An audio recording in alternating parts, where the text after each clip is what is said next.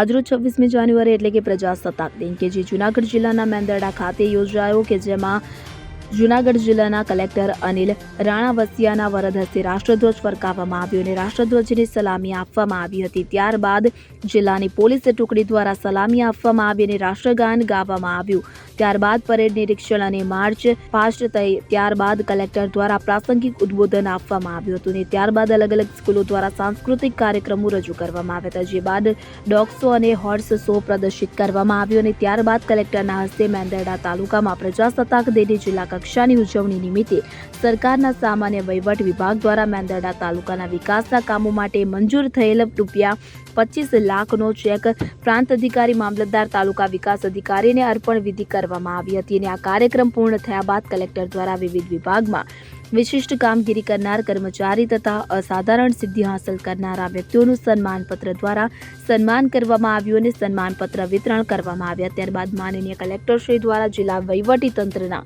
અલગ અલગ વિભાગોને પ્રોત્સાહિત કરવામાં આવ્યા હતા।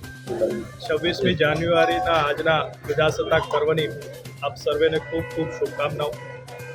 આજે જૂનાગઢ જિલ્લાનો જિલ્લા કક્ષાનો પ્રજાસત્તાક પર્વ મેંદરડા ખાતે યોજાયો હતો અને ખૂબ મોટી સંખ્યામાં જૂનાગઢવાસીઓ અને ખાસ કરીને મેંદરડાના ગામવાસીઓ આજે આ પ્રસંગમાં ભાગીદાર થયા હતા અને ખૂબ એક સરસ મજાના રાષ્ટ્રભક્તિથી ભરપૂર એવા વાતાવરણમાં સાંસ્કૃતિક કાર્યક્રમ યોજાયા હતા।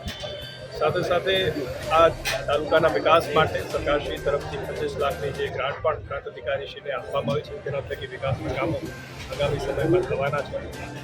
26મી જાન્યુઆરીના પ્રજાસત્તાક પર્વને ખાસ આપના માધ્યમથી લોકોને એટલું જ કહેવા કે આપણે પોતાના અધિકારો માટે જેટલા જાગૃત છીએ, સજાગ છીએ, એટલા જ સજાગ આપણે આપણા કર્તવ્યો પ્રત્યે પણ થઈ અને પોતાના કર્તવ્યોનું વહન કરી અને દેશ સેવામાં આપનું યોગદાન આપીએ અને આપના થકી પ્રયાસોથી દેશનો વધુમાં વધુ વિકાસ થાય એવી સર્વને અભ્યર્થના। ધન્યવાદ। અનિરુદ્ધ બાબરિયા સાથે સેન 24 ન્યૂઝ, કેશોદ। હવે જુઓ દેશ દુનિયાની તમામ ખબરો તમારી આંગળીના ટેરવે।